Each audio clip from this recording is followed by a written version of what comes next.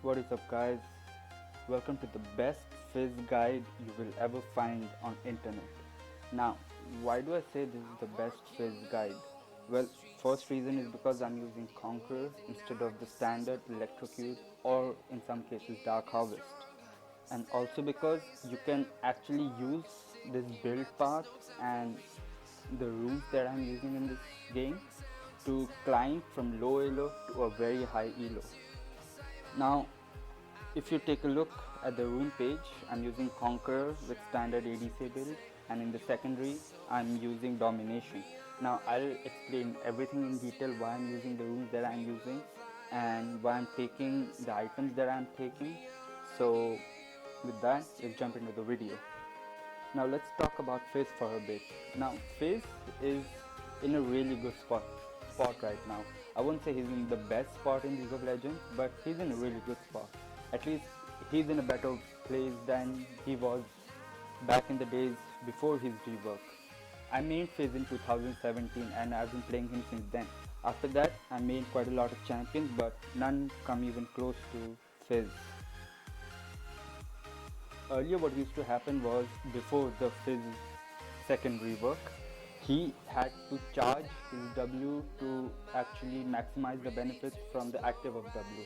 So you would have to wait for eternity for the W to get charged, and then you can proc your W to get triple damage. It was triple or double, I forgot, but it was somewhere around that. But now they have changed it. They have made it like it was before that rework. So now you can just proc W and you get that bonus damage. Now let's talk about runes and why I'm going Conqueror instead of any other rune. So let's consider Electrocute, the standard Fizz build. Alright, so I'm sorry. So if you're playing Fizz with Electrocute, you have good burst damage. For example, if the enemy team have all this squishy stance, you can easily take them out. You take the frontliner, whoever is standing in the front, and your team can take out the back, or you can just zone yard, wait for your cooldowns to come up, and then you can target the back line as well. That's really good. But consider the example where the enemy team have tanks. In the early game or in the mid game, you can take them out. I'm not saying you will, I'm saying you can. You can take them out if you find them low on health, you use a full combo, you just take them out. But in the late game, when everybody's on their full build, it's pretty difficult to take out tanks, let's be honest here. And let's also consider the scenario where there is only few number of tanks. Let's say they have a Malphite and a Mundo. That's it. They have Malphite support and Mundo top, rest all of their team is squishy.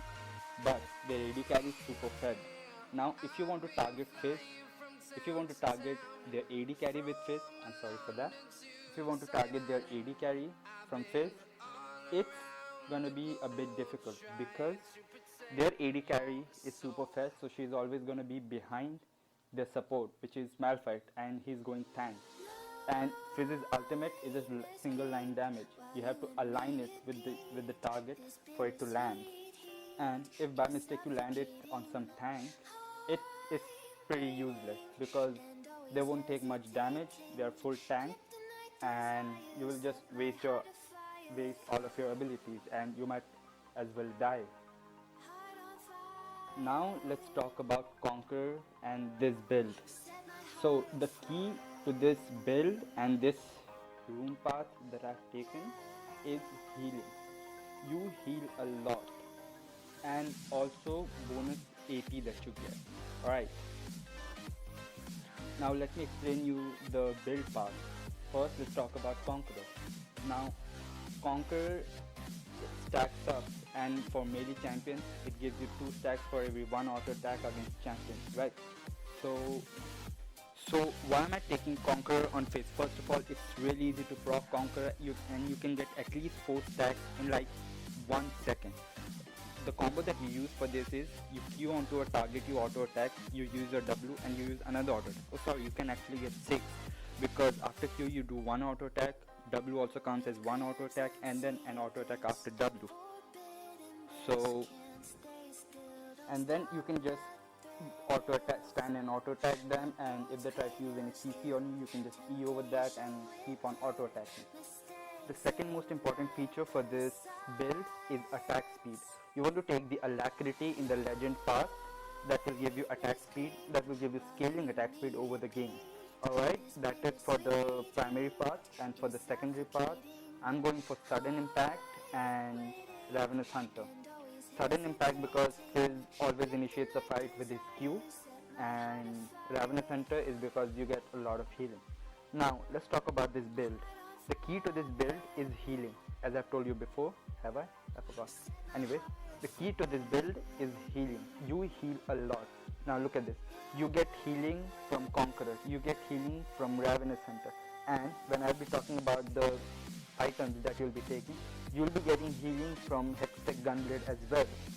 Alright, with that, let's talk about the items that you'll be taking for this game or for this general Fizz build. The first item that you want to go for is Hextech Gunblade. Now this is the only item that is not traditional to Fizz's standard build, and you know the reason why, because of the healing that you get, and also because it's easy to target with Hextech Gunblade rather than Hextech Protobelt. And Hextech Gunblade deals a lot of damage to a single target, so if you're in a team fight and you have used your ult on one champion, there's another two champion, one is low on health, you can just take the other guy with your Gunblade, it will get slowed, and then you can just auto attack them or use any ability on them to take them out. Now for the second item that you'll be going for is Lich Bane. Now everything from this point on is going to be standard Fizz build. Okay? Everything is going to be standard. You take Lich Bane, you take a Zonias maybe, you take Morello Namicon if they have a lot of healing to stop that. You might also take a Death Cap if you're too far ahead in the game, and pretty much the standard Fizz build. Now many of you might be concerned about the wave clear that you get from Protobelt. Well, you have attack speed and you have healing, so with that comes lane sustain, and well, you don't have that much wave clear, but you can auto attack a lot faster and clear waves as much fast as you would have cleared with Protobelt. Now let's talk about Conqueror. Why Conqueror? Why not any other rune like Dark Harvest or even Arcane Comet, just to make it more crazy, or one of standard Fizz build, Electrocute? Well, let's go over these substitute builds one by one. So I already told you about Electrocute. You have a single target burst potential, but you basically do nothing in a team fight, and if they have tank, you're pretty much useless in the late game.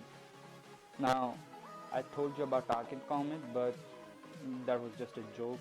I mean, that was supposed to be a joke. I don't know if you guys felt it or not, but anyway. Let's talk about Dark Harvest. Nowadays, I see some Fizz players take Dark Harvest. Now, see, the thing with Dark Harvest is you get stacks in the late game, that's really good, but you will also have to get enemy laners up to 50% health to proc Dark Harvest, which sometimes is easy, but sometimes it's really difficult. There's no intermediate in this. Alright, it's either easy or it's really difficult, and most of the time, trust me guys, it's really difficult. I mean, the enemy team has to have, all of them has to have like squishy chance, only then this build becomes easy. Otherwise it's very difficult. You have to have very good team to support you in team fights. Another thing about Dark Harvest is, okay, Dark Harvest is giving you scaling damage, but you also have to look at that damage, how you're getting that. You are getting it as a one-time use. You use your Dark Harvest, you proc your Dark Harvest, that's it, the damage that it does, that's fine. You can not do anything more than that. You cannot use that damage on and on and on. Okay, so that's kind of a problem with Dark Harvest. Yes, in late game, if you have a lot of Dark Harvest, like 30 or 40 stacks, and lower reloads, the game does belong to that lane, then it's good, but still not as good as Conqueror. Now, let me come to Conqueror. Why Conqueror? So, the thing with Conqueror is you get AP, you get scaling AP, and you get healing. Now the healing is really good, and when you mix that with Gunblade and Ravenous Hunter, the healing is massive. Alright, the healing is massive. In this game, as you will see in the later part, This is a recorded game, and you will see in the later part that I out-healed a fed Warwick. Now Warwick is probably the second most dangerous champion in the game when it comes to healing, first being Udyr, and I out-heal a Warwick. That's how crazy this build is. Now coming to Conqueror, you get scaling damage and you get healing. Now the thing with Conqueror is you're getting scaling damage, but that is not just limited to one ability or one time use, or just limited to that rune getting progged only once, like Dark Harvest and Electrocute. What happens with Dark Harvest or Electrocute? You use them, that's it. You don't have any other source of damage. You're done. You have your normal AP that you just build in the game. That's it. Alright? But with Conqueror, that damage, that scaling thing applies to every single one of your abilities. And Fizz's W, if you guys check it out, Fizz's W applies passively bonus magic damage. So the more you're stacking your Dark Harvest, the more damage you're getting per auto attack. And with that, you're getting even more healing, because 15% from Gunblade, you get about 5 to 10% from, I don't remember the Ravenous Hunter stat. You get something around that from Ravenous Hunter. You get some percentages from Conqueror. That's massive, and that's a lot of damage too. So the damage from Conqueror gets distributed into all of your abilities equally. That means every single one of your abilities is getting that damage from Conqueror, which is probably not the case with any other ability. Yes, you can also try Lethal Tempo. I think I'll do it in the next video, probably in top lane. But until then, this Conqueror build is probably the best build that you can ever find on internet for any game, for any elo. I'm telling you, and I play my games at above 200 ping. And if I can carry my games at 200 ping, you can carry them if you have ping even below 100 or even below 150. I played one game at ping below 150 and I wrecked them. This was back in 2018. So guys, with that, I'll finish up the guide. You can enjoy the entire video if you want to properly know how to position yourself in the game, which champions to target, and what abilities to use in what time. And if you enjoyed this video, don't forget to hit that like button and share it with your friends so that they also get to know the potential of Fizz that it currently has. And if you're new to this channel, subscribe to it. I play games at 200 plus ping and I carry them. And this is something really new in League of Legends. I mean, everybody complains about typing, but nobody ever really cares to play at high ping. Alright, so you can check out my other videos. I have posted like 11 videos so far, excluding this one, and you can check them out. And if you're new to this channel, don't forget to hit that subscribe button and enjoy the game.